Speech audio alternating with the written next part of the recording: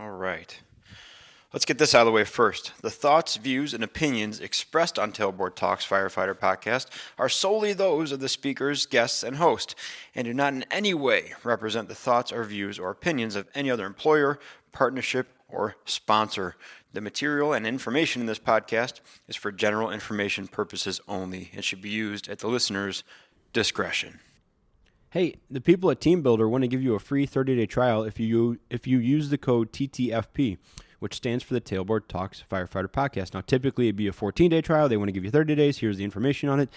Team Builder is a software for firefighter-specific tactical strength and conditioning coaches around the world. It's used to prepare first responders and rescuers to meet the demands of the job.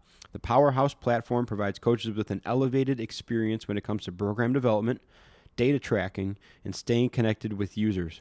The software allows coaches to individualize training and quickly track exertion of each user to make informed training decisions.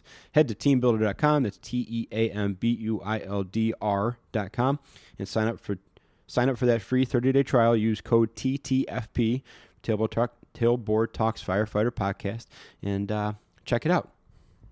And welcome to the last episode of 2022. Hope you guys are having a great Christmas. Everybody was finally healthy here, and that's what we were waiting for. And I worked Christmas Day. My shift pulled the awesome schedule this year where we work Christmas Day and New Year's Eve. So Christmas Day was busy, and New Year's Eve, I'm sure, won't disappoint. So if nothing else, have some good stories coming out of that one. But not only is this the last episode of 2022, this is the last replay episode for a little while here. And last week we heard Matt Mangum's story, phenomenal story. If you didn't listen to that one, go back. It's a little bit longer, but we just cover so much ground in that one. There's so much of a story to tell. And like I said, there's more to come on that one. This week I'm replaying one of the most listened to and also the most reacted to episodes. It's the Uncomfortable Conversations one. And this was based off an incident that happened where Curt and I work, and it's kind of a reaction episode. I think about a week later after the incident, we sat down and kind of gave our opinions on it, gave our thoughts on it. It's a little bit harsh. Now, remember I say in the episode, and I did have all these conversations with the person who's the subject of the episode before recording the episode. So he's well aware of it, and he's also listened to the episode by now. So hope you guys like it.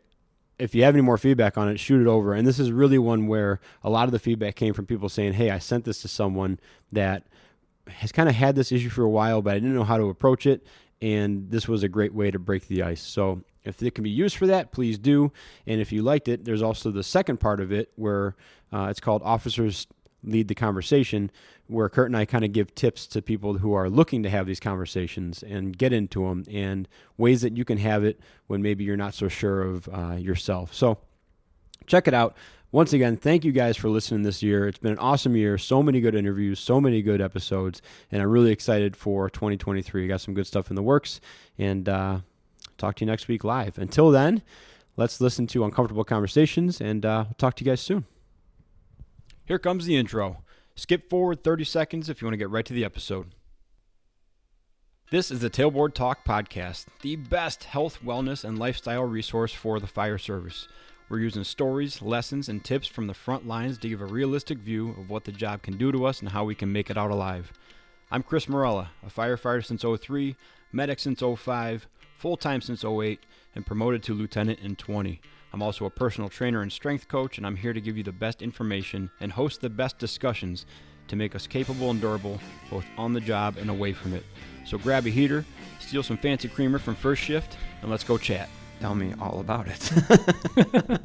So we did his consumption drill. Yeah. And it was him and someone else who's new, who's like a squirrel,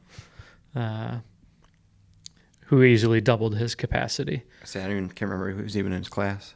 I wasn't sure if I should say names on this or not. It's okay.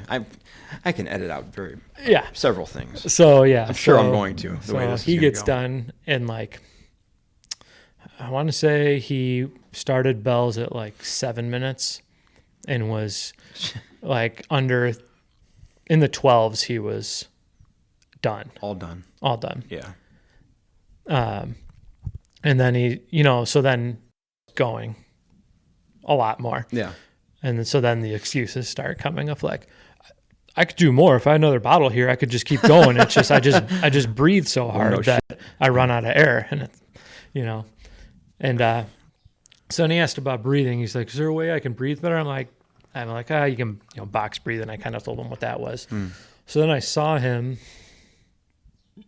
at something, a drill or something, a couple weeks later, and it was not more than a month later, and he goes, "Yeah, I've been doing that box breathing. I got my resting heart rate, recovery rate back down into the 45s. I'm like, perfect. Stop. I'm like, oh man. Like, where do you start? Like, yeah, you can definitely breathe better if you're not in such dog shit shape. Yeah. So here's the way to breathe better. Don't be so goddamn tired by doing regular stuff. Yeah. Don't be 2.5 spins on the scale. And by the time you're 24. Dude, is it wrong to be so frustrated?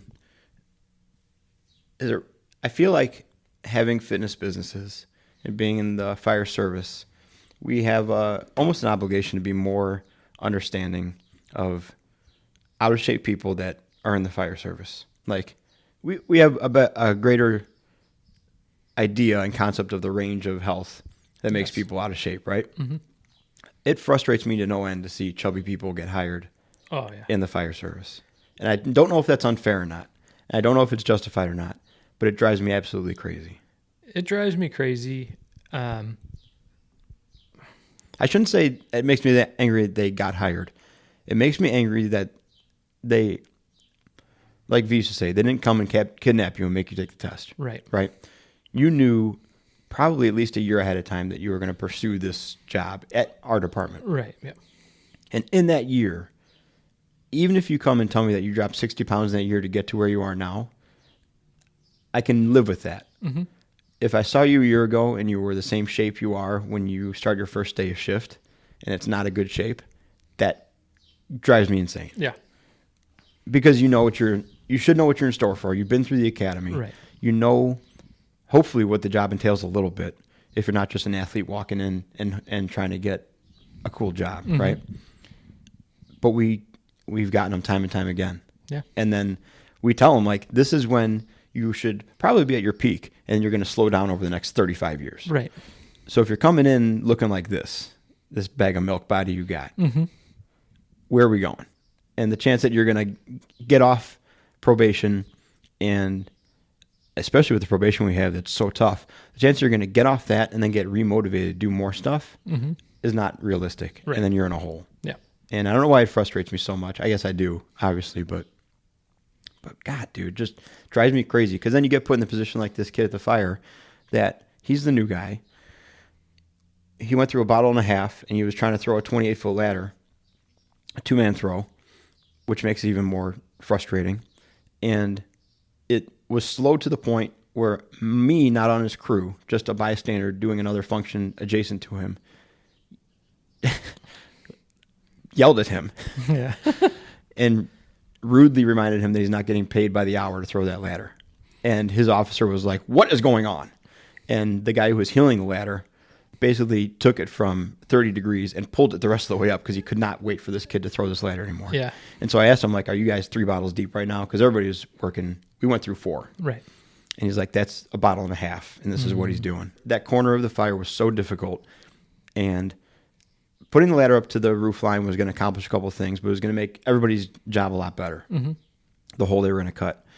And if I've been babysitting this corner and troubleshooting it for 20 minutes, and then they're going to send you to me to make my life easier on this corner, and you show up and that's your performance level, right? I would rather you just not even be there. Mm-hmm. Like, I'm 3 bottles in, tell me what to do and I'll figure it out. Right. With a little more aggression than you're capable of putting forward with that body you got. Okay. Frustrates me. Yeah. And I know it's unfair, and it's probably not a popular thing.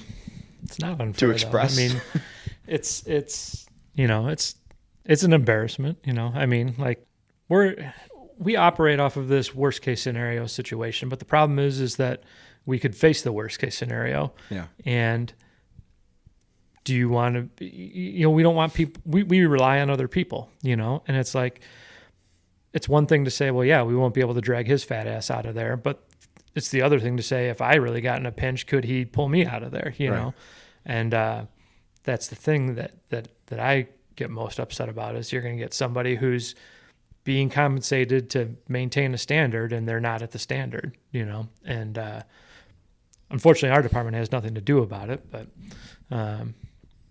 it's just a personal thing, and that person has just made a personal decision to say, you know what, I don't care enough.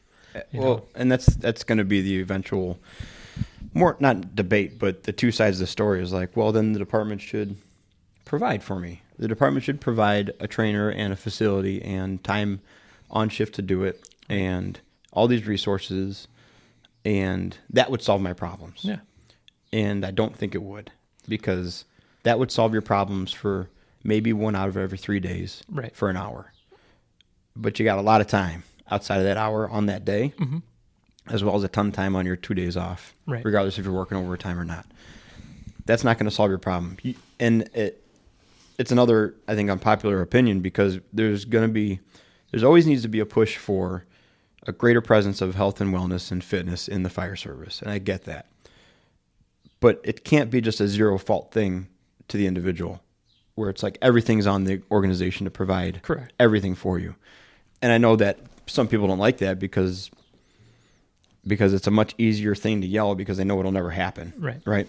But it takes, I'm going to, off the top of my head, just make an arbitrary number, 80%, go ahead and refute it, you can't. It takes 80% of a personal investment or commitment to make it work. And you being able to do it on shift is a nice little treat of 20%. That should be there in some capacity or some form. Yeah. But if it's not there, that shouldn't be the reason you stack on 30 pounds in the first 5 years of career. Right. That little bit of personal responsibility or personal investment is where I think a lot of people lack, and where I tend to alienate a lot of people, because I want to be able to provide for people that want to get better, right? I also have very little interest in trying to provide for people who just don't care or don't want to make that personal investment, or are going to rely on me to be their 80% motivation. Like, that's just not, I don't have 80% for myself. I'm not going to give you what I don't have for myself. So I don't know, maybe a little ranty, but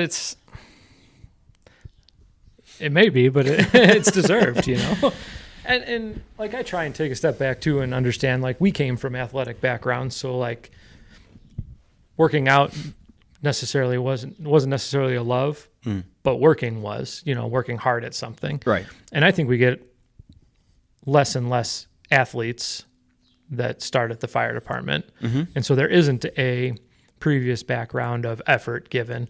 And I wouldn't say that it has to be athletes either. It's also trades too. You don't get plumbers and carpenters and people that have been out being physical, And so now they've accepted this occupation that demands some physicality, but it's not something that was bred in them for 25 years leading up to it. Right. And now you're asking them all of a sudden to actively participate in something aggressively that they probably don't like to do, and that's why they avoided it for that long or didn't compete and stuff. It's not wrong or right. It's just I think I can understand that side of things, of like, people just didn't come from the same background as us, Yeah. On the flip side, though, it's like it's not the end of it. It's not the excuse, but I can just see that. Here's another one that's fathomable. Here's another one. So we have some newer people floating around the department now, and one of them is going to be testing for the department. He's if he's not 21, he's turning 21 shortly, and he went to school for this, and this is what he's known that he's wanted to do, and he failed his first CPAT. He was telling me, so he was taking his second CPAT last week, I think, and had failed his first one, and I was like, I'm like, was it the step mill? Because I know if you haven't done that, when you load 75 pounds, it's hard. He's like, no. He's like, you'll believe it or not, it was the ventilation, the roof simulator. Like the pike pole one? The pike pole one, yeah. And I was like, really? He's like, I'm like, you just ran out of time? He's like, no, I just quit. Good. What? Good. I'm like, you did what? I'm like, yeah. He's like, I don't know if I just didn't eat that day or something, but I just stopped. I Got told the really guy I didn't have it anymore. And I'm like, Got really sleepy. Jesus. Like, get out of here. Please take it again. Yeah. So that's just another thing that I can't fathom is just stopping. Like, Right. you know, you're going to have to like pull me off of that thing or tell me my time's up, but I'm not just going to look over the guy and be like, yeah, I think I'm just done. You know, like I couldn't even fathom that. You know?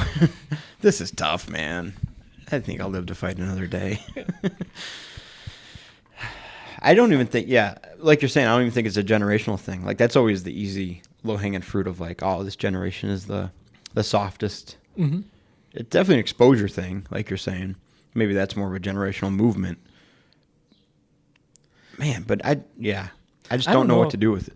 I do know what to do with it. It's just uncomfortable for everybody all around. Is it just an avoidance thing now that you hope that you're never going to be put in a situation like where it's like, because you've been exposed, like, and we've talked about this, like we've had some people who've been exposed in our skills evaluations that we do. And is the hope that they just get past those and then they avoid that for the rest of their career and hope that when the time comes, someone else more suitable is ready to do that for them? I would say, yeah. I mean, that's definitely as foreign as that sounds to us, that's certainly some people's approach. Yeah. 100%. That's absolutely some people's approach of like, what are the chances this is going to happen? Right. You know? And then they bank on, not even like that I could if I really had to, they'd bank on the fact of like, well, this is a team sport. And if I miss something, I got 4 guys around me that can help me out. Right. And that's real. That's an actual parachute because that happens. Mm-hmm. Just like throwing that ladder, another guy did twice the amount of work to compensate for the one guy who couldn't. Right. So that's an actual thing. I also just think that I hate the word complacency, but you can survive in this profession for a long, long time being really not in good shape. Mm-hmm. And that's the truth of it. But it comes down to how ineffective, I don't even say how effective, how ineffective you want to be when you have to operate at a 7, 8, or 9 out of 10 Right. once every 5 or 6 years. Because it's relatively seldom. Right. But the warning I guess I could give people is like, we were talking to people after this fire. You can rely on your policy that says after 2 bottles you go to rehab, or you can rely on the real world, which says that now we moved our packs from quarter service alarms to third service alarms. Mm-hmm. So in our consumption course we run, we've seen it go from 15 to 17 minutes of working time and then 7 to 9 minutes of bell, right? Mm-hmm. Roughly. Now it's, like you said, 11 to 15 minutes of working time and 9 to 12 minutes of bell. Yeah. But that bell's not working time in a real fire, right? Or in a real incident. So you've cut your time down substantially. Mm-hmm. So now 3 bottles is going to be the norm. Like Right. for you to do 2 bottles and out, we're going to be at the second level box for everything we do. Mm-hmm. Realistically, we're at the 3 bottles, maybe pushing 4 for a real incident. I think. So we went through 4 active bottles in this last fire, and then we put on a 5th one for mop up, and just because we don't want to be in a gross, stinky environment for kind of poking around and looking at the building after the fact. But that's going to be more the norm than not. And so if you're banking on the policy of 2 and out, and you're in a department where you rely on mutual aid above all, you might be still deep in this thing by the time your second bottle is done. Yeah. You might be nowhere near getting relieved or no viable companies on scene. And that's a tough pill to swallow. Mm-hmm. And I think that's when the ego takes over. Most guys fall back to like the wall. The fires go out eventually. Right. If you just wait long enough. Mm-hmm. And, then my department should staff it better, or we should have this piece of equipment, or that's when the ego protects you, and you start blaming other people. I think on the other side, sometimes we protect those people too. We go, well, he's a good medic, or Sure. he's a nice kid. Sure. He's trying hard, Yeah. And I think we do that a lot too, Well, that's the uncomfortable part is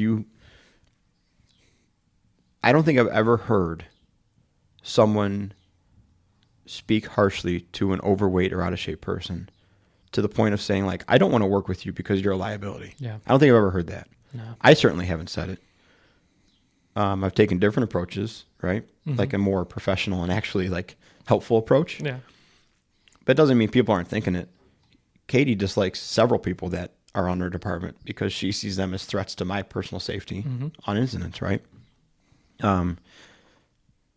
I do think, though, there is an opportunity with the new hires and people in their first 3 to 4 years to have that frank of a discussion and tell them basically like the level of fitness and capacity you're coming with now is not acceptable to me. Right.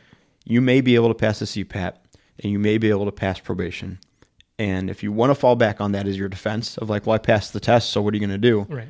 You can have that attitude too. Yeah. It's going to lead to all kinds of different problems throughout the department. But just know that this is not acceptable. It's acceptable to whatever standard we've set for you, the lowest standard possible to keep you employed. But on an operational standard and a personal pride and actual functional capacity standard, this is not okay. Yeah. I would like to see more of those conversations happen. Tough part is that has to come from somebody who's also going to uphold that side of the bargain, right? And most people just aren't wired like us or ingrained in enough like us to make that sort of commitment and also that bold of a statement to call someone out and also not have a little bit of skeleton in their closet, their health closet to be waved in their face. Yep. So I don't know. I'm not looking to go be the hitman for everybody's, dad bod. But if you're in your first 1 to 5 years of your career and you're coming to me looking like chewed bubble gum, and when you tuck in your shirt, it's full. Your belt buckle faces down. Yeah. If you're coming to me like that, know that it's not acceptable to me and I don't like it. And if you change it, I'll be happy for you and I'll help you change it. But you're going to have to change it. Like it has to change. Yeah. And I guess it doesn't have to change at all, but it has to change. Right. I'd like it to change. Or these conversations will stay status quo. This won't be the last time. And we're just going to, we hire general population, right? But we have to internally set the standard of what's acceptable. Right. And then that spins into like the mandatory fitness assessment conversation, which is another uncomfy, unpopular opinion for a lot of people. One. Very tricky one. I was just talking, were we talking about Plainfield? Plainfield, so up until 9:30 it's fitness time. And so there's no inspections, pub ed, no multi-company training or anything, but everybody that's on shift does some sort of physical something. Really? Up until 9:30, yeah. Somebody was just telling me the other day that Waukegan, I think, did that.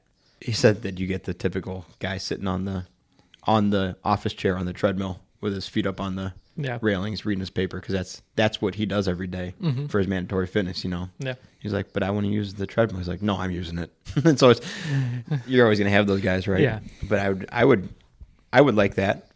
And it's fine because that's going to be the vast minority, But you're going to get the people that need something to do something, And you'll always have 10% making noise, And that's fine at that point. But you know that you catch some of the people that won't do it unless they're told to do it, and then they'll do it, Yeah. I could speak equally as strong for having that plus a trainer come in from the outside and provide it for the people because that would provide a huge value, and kind of talk in the face of what I said before of you need a strong commitment and then the stuff that happens on shift is a perk. Right. I definitely understand both sides, but that's the thing is like the trainer, like I know it seems like a big cost to outlay, but if you told a trainer, a good trainer, that they were going to work Monday through Friday with normal hours, they didn't have to do the bookend hours, and they were going to get paid between $50,000 and $70,000 a year, you would have no problem filling that position. Oh yeah. And you can justify that super easily because, at our department, I don't know what the exact number is, but I would guess that every day that a person is off, it's probably between $2,000 and $3,000 to cover that 24-hour shift because you're paying that person, you're paying the person to come in on overtime to cover them. Yeah. You're paying all the expenses that go, around whether it's legal or whether it's the insurance, premiums or all that. Right. So I'll multiply that by 60 days off a year, which I'm sure our department exceeds Oh yeah. in a month, and all of a sudden that $70,000 towards a trainer of proactive stuff is, that's a pretty good deal at that point, a good investment, I can't think of one place that's instituted one that's had a negative result. No. I can only imagine the only negative result would be just the actual trainer being bad or being a bad fit or being flighty. But any kind of worthwhile program that's put in there is going to be a positive return. Yeah. It's just going to be, it's a big amount of money for a new thing. Yep. For not a one-time cost thing. It's not the way we've always done it. It's definitely not. It's definitely not. So I would definitely like to see that, but I still think for as good as that would be, it would help some people get involved. It would help some people get interested, and would continue the good things that people are already doing. We just need to shore. That's the shoring up part. That's the chalk in the door part that I talked about before, Mm-hmm. And really, I suppose, letting your ego down and getting past all the common taglines of why it's stupid to work out or someone else should be doing it for you, and then doing like the ask why 3 times thing and make yourself really uncomfortable as to why you should be in better shape. Right. That's what's going to help people and get that 80% in. Mm-hmm. It's a tough sell. It's a tough sell. Tough sell and tough conversation. Mm-hmm. Let's see. That's roughly 24 minutes so far. I think that's a good one. Yeah. It's a good little bitch session. Listen, if you guys disagree with what Curt and I are saying, the first thing you should do is go on the website and donate money to show us how much you hate it. Upwards of 5 to 7 coffees will prove to us that you do not like what we're talking about. If you do like it, what we're talking about, the best thing you can do is give us some coffee and buy some coffee to caffeinate us more, so we have more old guy rants about this weak generation that we're hiring in the fire service that's ruining everything and softening up the world for us. In any case, go donate some money so we can buy coffee and have a good time. If you have any questions, don't be afraid to reach out, and we'll talk to you guys soon.